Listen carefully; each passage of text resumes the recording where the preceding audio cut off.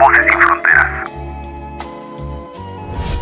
¿Qué tal, audiencia de Radio Fractal? Les saludamos desde la UAM Iztapalapa. El día de hoy tenemos un programa muy interesante que tiene por nombre Súbale, súbale, vaivenes del transporte público.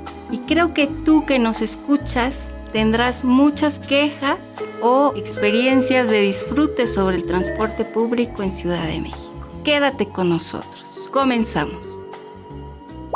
Sigue la conversación en redes sociales. Búscanos como Radio Fractal en Spotify, YouTube e Instagram.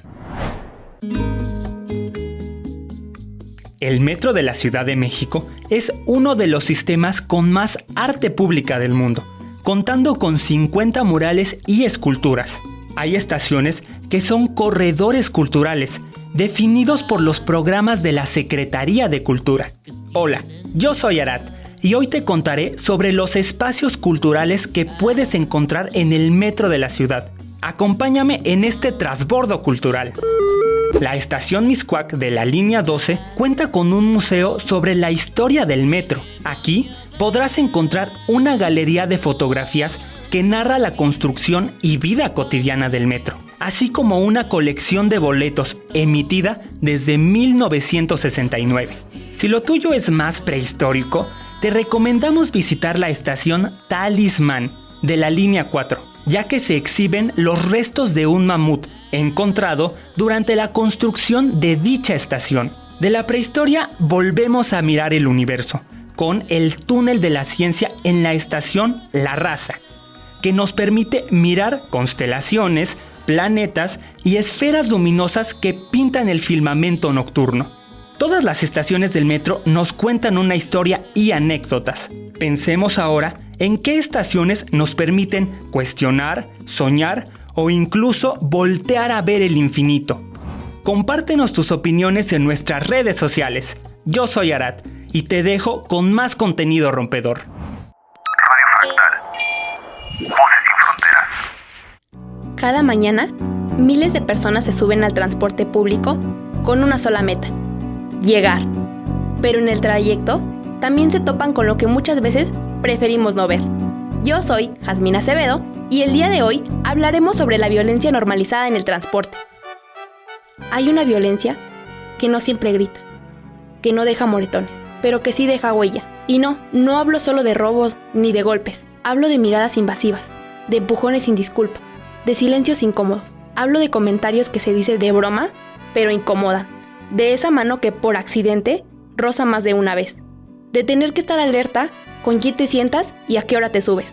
Según el INEGI, 7 de cada 10 mujeres han sentido miedo en el transporte público. Y no solo mujeres, también personas mayores, jóvenes y personas con discapacidad enfrentan exclusión o agresión. Lo más grave no es solo que esto ocurra, sino que hemos aprendido a callarlo, a guardarlo, a normalizarlo. A veces lo escuchamos y pensamos, así es el transporte, hay que acostumbrarse. Pero no deberíamos acostumbrarnos a sentir miedo para movernos. No es normal, ni debería ser cotidiano. Porque el transporte público debería ser un espacio seguro para todos y todas, no un lugar donde aprendamos a fingir que no pasa nada. ¿Y tú qué piensas? Compártenos tu opinión a través de nuestras redes sociales. Yo soy Jazmín Acevedo y nos vemos en un próximo episodio. Hola, ¿qué tal, audiencia de Radio Fractal? Hoy nos encontramos en la cabina de UAM Iztapalapa con la doctora Annalise Hurtado Guzmán, que es profesora investigadora de la UAM Iztapalapa, especialista en temas de violencia de género. Doctora, queremos conocer su experiencia de trabajo con mujeres que han experimentado violencia sexual en transporte público. Bienvenida a la cabina. Compártanos su experiencia sobre este tema. Muchas gracias, Bere, por la bienvenida. Es un placer para mí estar en este espacio de diálogo, de discusión y en compañía de ti, por supuesto, de Alejandro Vicenter, que está del otro lado de esta cabina, y con toda la audiencia de Radio Fractal. Doctora, compártanos cómo han sido estos casos de violencia sexual que se han dado dentro del transporte público. Mira, te voy a compartir mi experiencia de trabajo dentro de un programa que hace años atrás todavía estaba vigente y fue impulsado por lo que antes era el Instituto de las mujeres de la Ciudad de México. El programa tenía por nombre Viajemos Seguras en el Transporte Público y había abogadas y psicólogas en módulos dentro de las estaciones del metro, y lo que se hacía es que si había algún caso de violencia sexual, había todo un trabajo interdisciplinario con instituciones de gobierno como el metro, como diferentes transportes públicos, la Procuraduría, Locatel, o sea, diversas instituciones que firmaron un convenio para poder atender de la mejor forma estos casos. Entonces, si surgía un caso, había una abogada y una psicóloga en los módulos de atención, y entonces se trasladaban para asesorarla.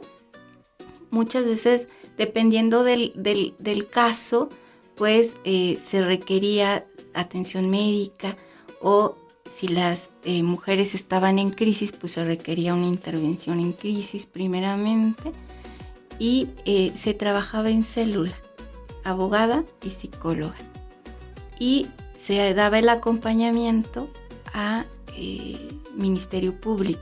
Posteriormente, con la reformulación del sistema penal, los policías llevaban directamente a las mujeres, ya sea a alguna fiscalía especializada de delitos sexuales o al juzgado cívico, y se nos daba aviso para trasladarnos y contactar inmediatamente a la mujer y fungir como un resguardo para ella, tanto pues en asesoría como en defensa de sus derechos. Doctora, con todo esto que se aplicaba, ¿ustedes sí notaron algún cambio dentro del transporte público, o sí se reveló como que toda esta serie de casos de violencia sexual?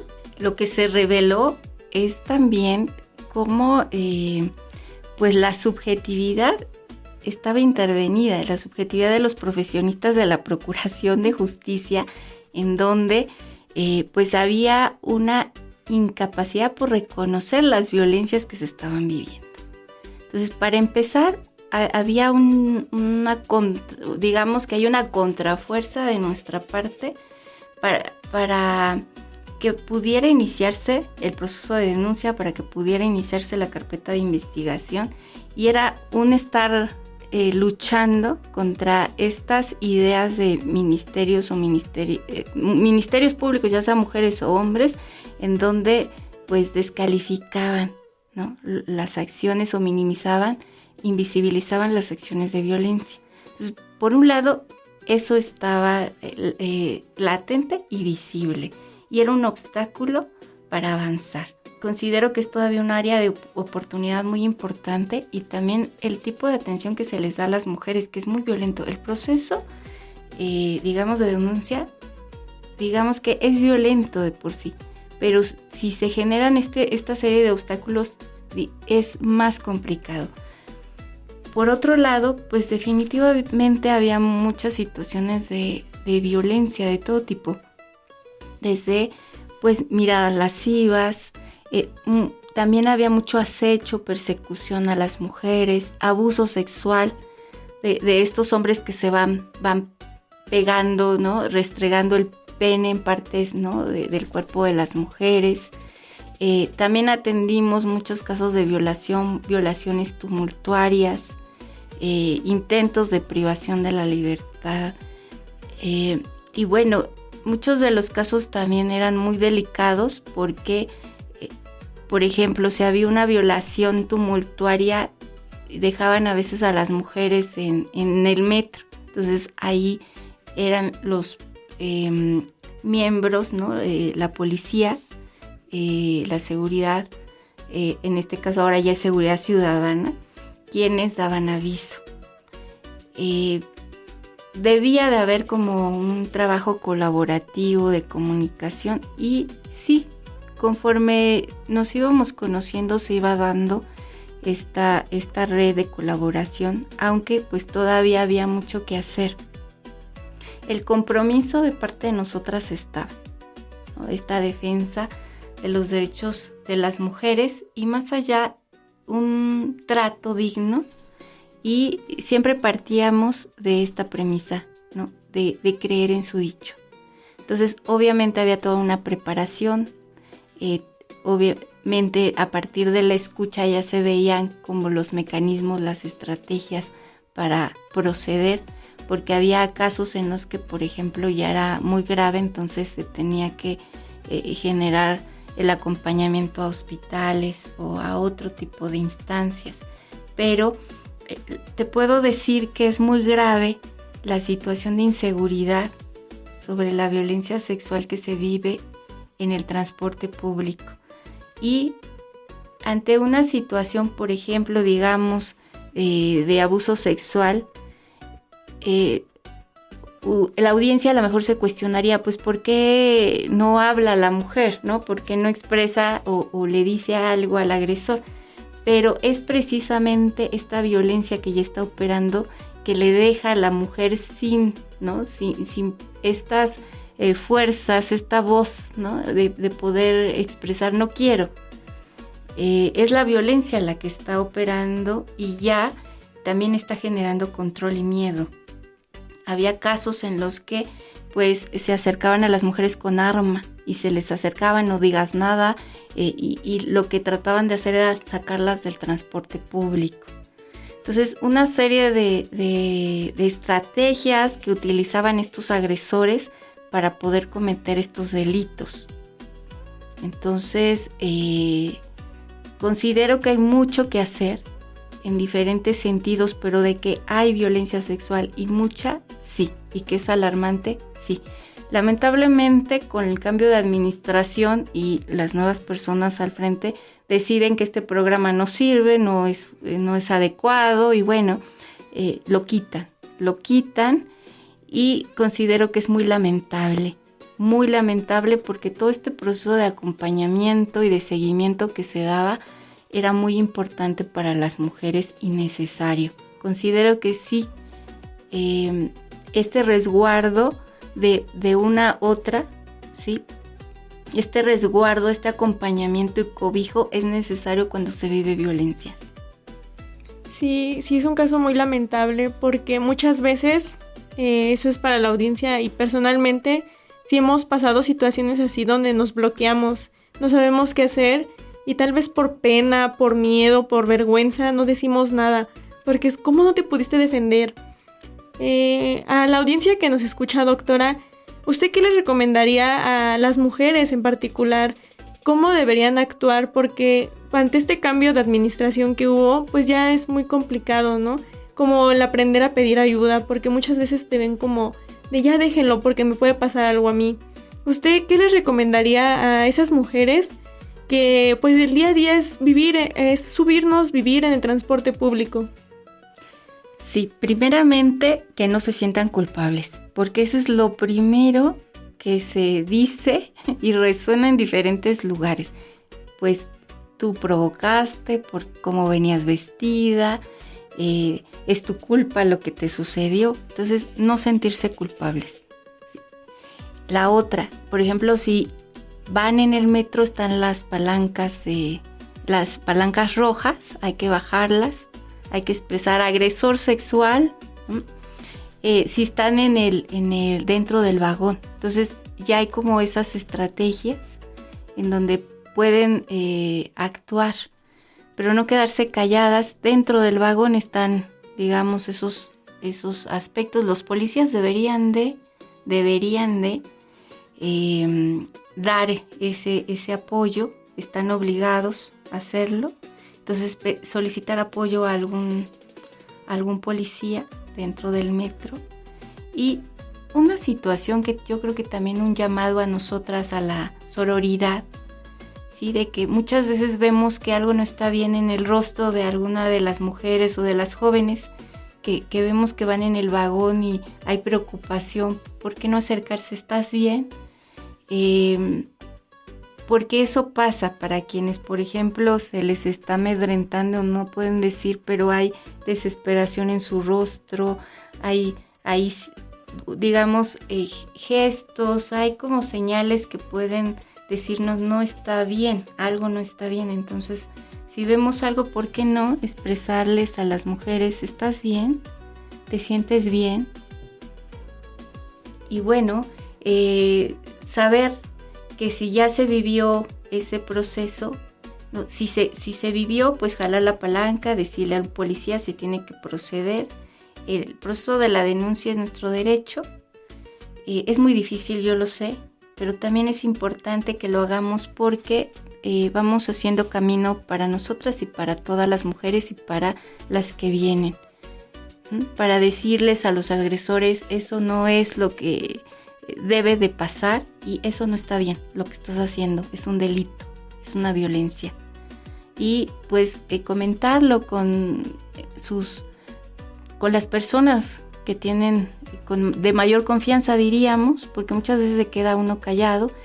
A lo mejor no es una violencia en el espacio público, ¿no? Es una violencia en transporte público, es una violencia, muchas veces pasa la violencia sexual en el ámbito familiar, pues hay que expresarlo también con personas de confianza para que apoyen a salir de ese estado que ninguna mujer, nadie debería de vivir. Sí, sin duda es un tema que hay que trabajar desde esa percepción psicosocial, cómo nosotros podemos hacer algo, pero no solo nosotros, sino como sociedad, qué nos hace falta, qué podemos hacer para que ya no nos podamos sentir inseguras, de que ya me da miedo viajar. Doctora, otra cosa que quiero aportar, porque este tema es muy importante, los temas de violencia de género que usted trabaja son muy importantes y nos gustaría que en algún otro punto nos pudiera aportar alguna otra idea, algo que nos quiera decir, doctora. Pues lo que sí es que, bueno, la violencia es estructural. Y entonces la vivimos en el día a día todas. Y para el caso de las mujeres es histórica. Porque vivimos en una sociedad donde se nos minimiza, se nos controla, se daña el cuerpo porque se considera propiedad. Entonces, algo que también tenemos que ir haciendo es identificar las violencias. ¿Sí? Aunque digamos, bueno, esto pues no es violencia, por ejemplo, en la relación de noviazgo, muchas veces se llegan a dar violaciones, se llega a casos incluso del feminicidio. Entonces ir identificando las señales para que no lleguemos a estados lamentables, ¿no? De perder la vida. Entonces sí es importante cuando el cuerpo avisa, cuando hay displacer, cuando uno ya está sufriendo, entonces hay que poner un alto, hay que hacer un proceso reflexivo, hay que pedir apoyo para irnos revisando y si es momento de soltar esa relación o hacer algo con esas violencias que estamos viviendo, pues hay que hacerlo acompañadas. Y bueno, nada más un comercial que te quiero decir, en Guam Iztapalapa vamos a comenzar las redes comunitarias de seguridad, entonces esperen la convocatoria y pues pronto las estaremos generando precisamente para hacer estrategias colectivas de resguardo, de autocuidado, de seguridad, de co-construcción en red. Bueno, le agradecemos mucho, doctora Annalise, y sí, sin duda a la audiencia de aquí de Guam Iztapalapa están invitados a las redes comunitarias. Le agradecemos mucho su participación en un tema tan importante. Y a toda la audiencia de Radio Fractal que nos está escuchando, ¿qué opinan? Déjenos sus comentarios en nuestras redes sociales y nos vemos en un próximo episodio. Muchas gracias.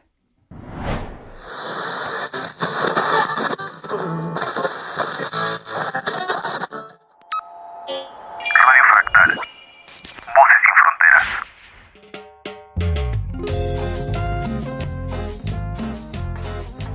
En el metro de la Ciudad de México transporta diariamente alrededor de 3 millones de pasajeros, lo que lo convierte en el medio de transporte público más utilizado de la ciudad.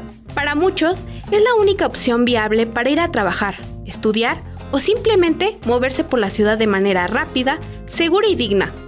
Pero espera, ¿qué tan cierto es esto? ¿Qué pasa cuando este sistema que sostiene la movilidad de toda una ciudad falla de la peor manera?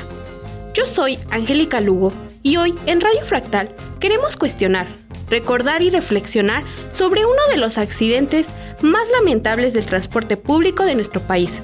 La noche del 3 de mayo del 2021, en el tramo elevado de la línea 12 entre las estaciones de Olivos y San Lorenzo Tezonco, 2 vagones cayeron al vacío sobre la avenida Tláhuac, dando como resultado un lamentable deceso de 26 personas y 106 lesionados. Según la Fiscalía General de Justicia de la Ciudad de México, se confirmó que el accidente se debió a la existencia de errores graves en el diseño y la construcción, instalaciones inadecuadas de pernos, soldaduras defectuosas y ausencia de elementos esenciales en la estructura.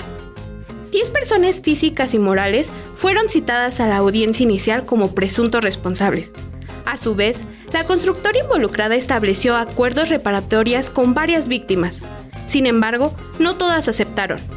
Pero el abogado de las víctimas expresó: no quieren dinero, quieren justicia y garantía de no repetición. Esto no se trata de números, de responsabilidades o cifras. Se trata de familias que no volverán a ser las mismas, de vidas que dejaron todo, de gente que como tú o como yo solo intenta regresar a casa donde los esperan. Es importante cuestionar si realmente fue un accidente o fue un acontecimiento de una cadena de omisiones en el diseño, en la supervisión, en la transparencia y en todas esas alertas que sí estaban ahí, pero no se atendieron. Reparar el tramo y reanudar el servicio no basta si lo único que se restaura es la estructura, pero no la confianza. Cuéntanos en los comentarios tú qué piensas. Esto es para Radio Fractal, Voces sin Fronteras.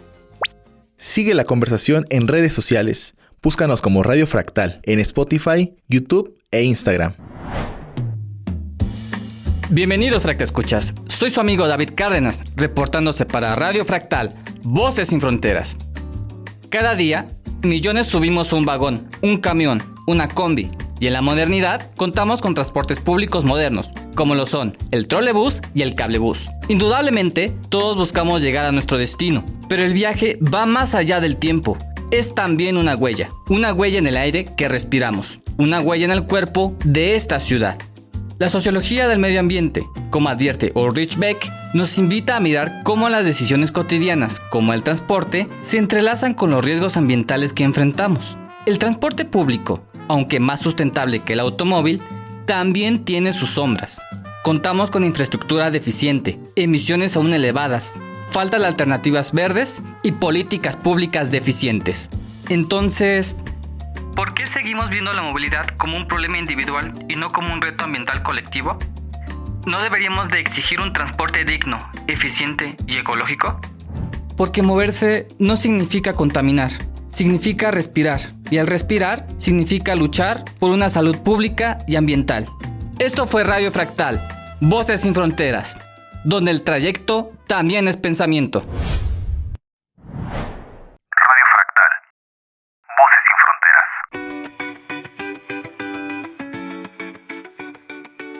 La distribución de los espacios de la Ciudad de México, la movilidad urbana y los derechos de quienes la habitan son problemáticas cotidianas que pocas veces son reflexionadas desde su articulación con los procesos económicos, políticos y sociales. Hola, ¿qué tal? Soy Francisco Navarro y el día de hoy estamos con Yair Juárez, estudiante de la licenciatura en Ciencia Política y Administración Pública de la UNAM. Además, está estudiando la licenciatura en Sociología en la UAM Iztapalapa. Y el día de hoy nos hablará sobre sus investigaciones en torno a la movilidad. Muchas gracias, Yair. ¿Cómo estás?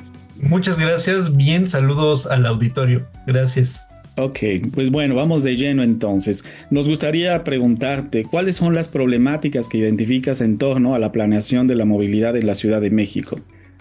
La planeación de la movilidad en la Ciudad de México y sus problemáticas requieren situar un contexto, y este contexto está relacionado al auge del automóvil como un paradigma de cómo se ha construido la infraestructura, pero también la cultura vial de las ciudades.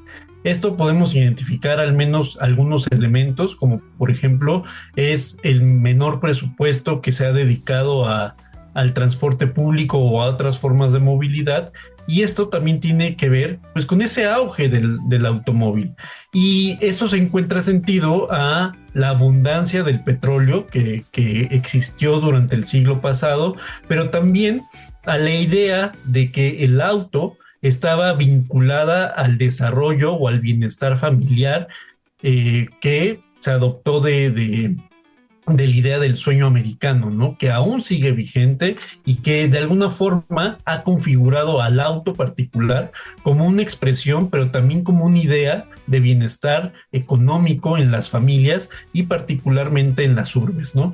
Y esto también ha tenido influencia en cómo la industria automotriz ha cabildeado con gobiernos de diferentes países, y también ha pasado aquí en México, lo que ha influenciado de alguna forma en que se construya la ciudad y lo urbano para hacer viajes más eficientes para los autos particulares, ¿no? Entonces hay una predominancia que ha configurado el cómo nos movemos, el cómo planeamos y construimos la ciudad. En ese sentido, pues podemos identificar algunas expresiones como son las autopistas urbanas, que maximizan la velocidad de los autos a costa del espacio para el transporte público, de cruces peatonales seguros para otras formas de movilidad, ya sea como la bicicleta o caminar o otras formas de movernos en la ciudad.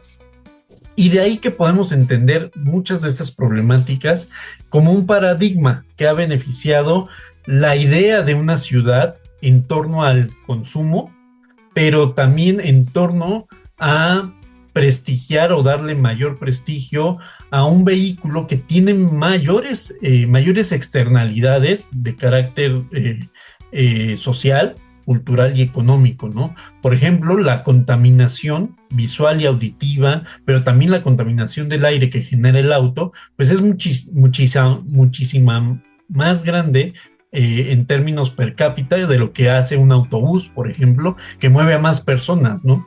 O también podemos identificar que la infraestructura vial, que ha premiado la eficacia del tránsito de vehículos, ha constituido una cultura vial violenta contra los peatones, contra los ciclistas o incluso contra el transporte público, ¿no?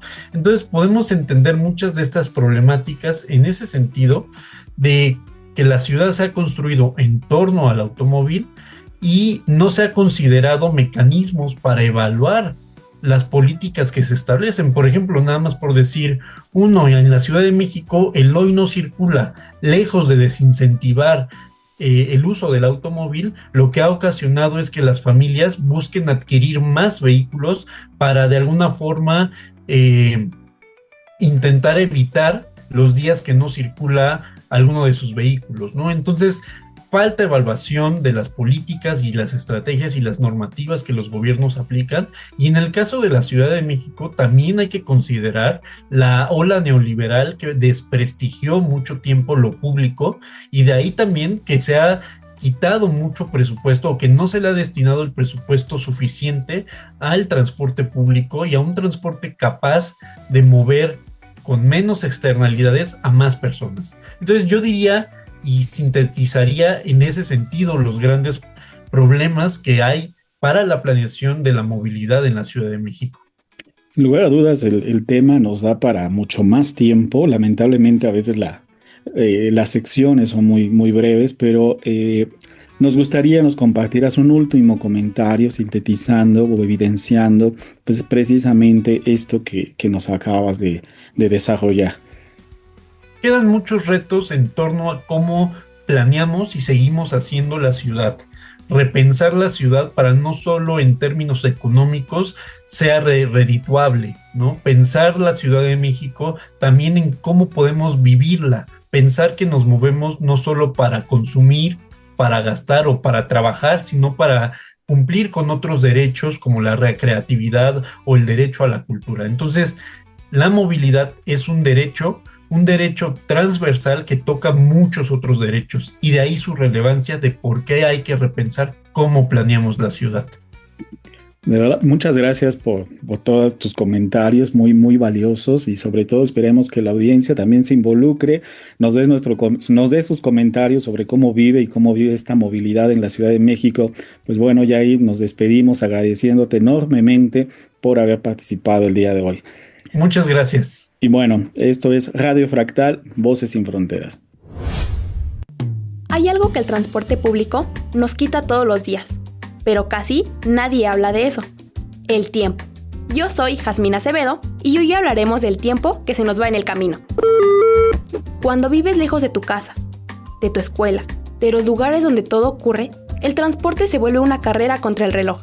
Según el reporte Movilidad y Desigualdad del 2022, en la Ciudad de México y zona metropolitana, una persona puede tardar entre 1 y 3 horas en llegar a su destino. Eso significa entre 10 y 30 horas a la semana, más de 100 horas al mes. Piensen esto, en un año, alguien que viaja 2 horas al día habrá pasado más de 730 horas en trayectos, lo cual equivale a un mes completo sin regresar a casa, más de 180 películas, o incluso aprender un nuevo idioma. Pero no solo es el tiempo, también es cansancio, estrés y menos horas para el descanso. Este desgaste no lo viven todos por igual.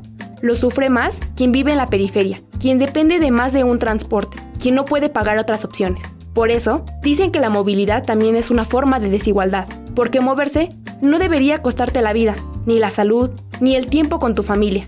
El transporte no debería de ser un lujo, ni una barrera, debería de ser un derecho, uno que permita llegar, pero también vivir en el camino.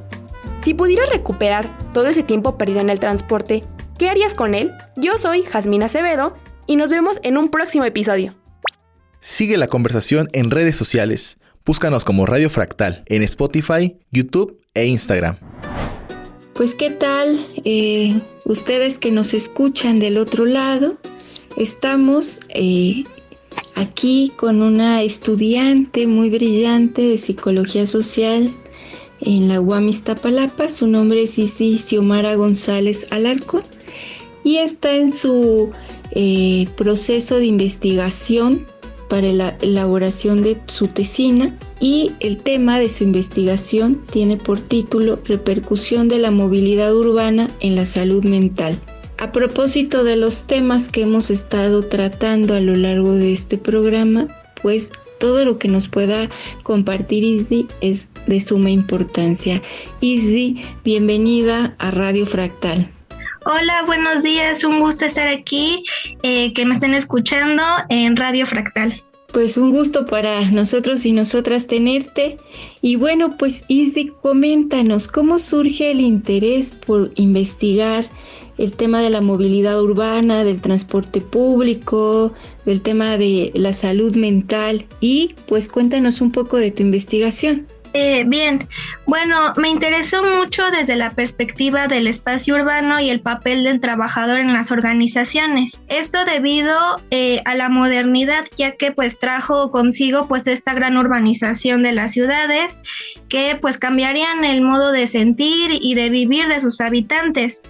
Estos espacios que son pues principalmente caracterizados por la alta densidad poblacional pues requerían de la movilidad para que sus habitantes se movilizaran dentro de ella, principalmente los trabajadores. Ante ello, pues una autora que he leído, que es Saskia Sassen, nos dice que todas las ciudades representan este nodo de conexiones, pues principalmente de la productividad, pues lo que les ha permitido desarrollarse comercialmente, industrialmente, y que generan el atraer al factor humano para su desarrollo. De este modo, pues la movilidad y el trabajo generan esta relación en donde se reproduce este ámbito laboral. Ahora bien, en esta idea preconcebida de la movilidad, pues se cree que el esfuerzo que requiere satisfacer dicha necesidad para cubrir, en este caso, las actividades laborales, pues no debería de repercutir de forma negativa en el usuario,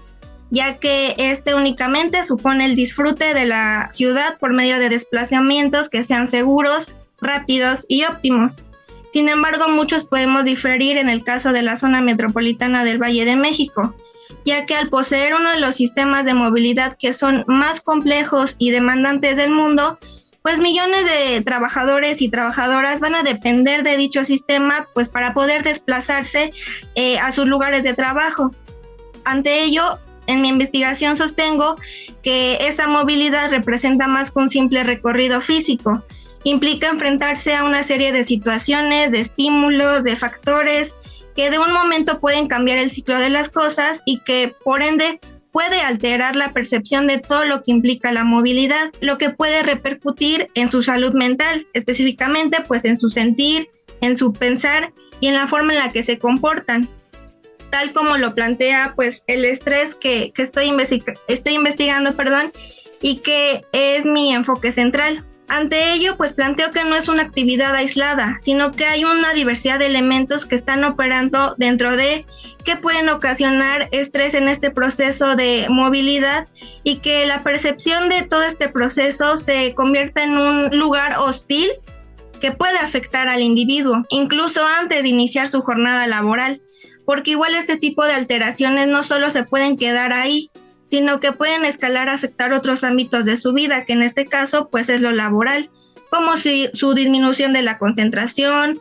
que se irriten más fácilmente, que tengan fatiga o que incluso tengan esta desmotivación, ¿no? Generando interrogantes sobre si realmente vale la pena hacer todo el esfuerzo físico, psicológico, social y también económico, porque es otro de los factores que influye al realizar para llegar a sus lugares de trabajo.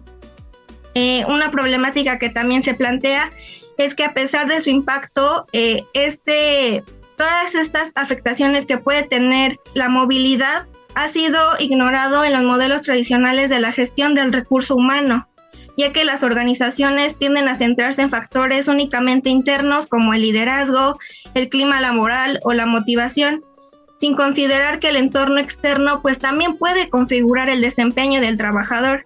Es decir, aunque es externo de la organización, se convierte en un factor que incide directamente en el comportamiento de este. Pocas veces, o más bien nunca, se apuesta por tomar en cuenta uno de los factores que son más relevantes y menos considerados, que pues es la movilidad al trabajo, porque indiscutiblemente abona la experiencia laboral. Pero reitero, esto va a depender de cada individuo porque somos seres complejos. Entonces, cómo lo vive en cuanto a los procesos afectivos, cognitivos y de su comportamiento, pues va a depender en qué contexto se encuentre. Muy importante lo que nos comentas, Isi, porque dices, bueno, se esperaría que ese desplazamiento sea seguro, sea, digamos que lo más confortable, ¿no?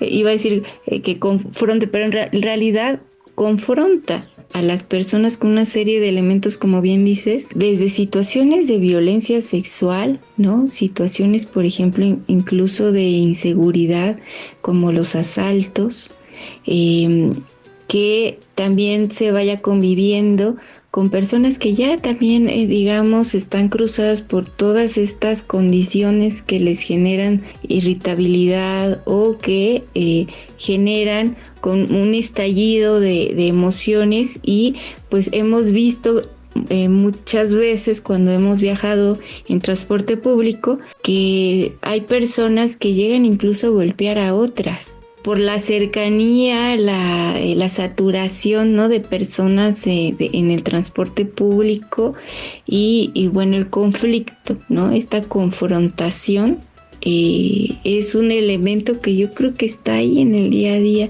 que no debería de estar, ¿no?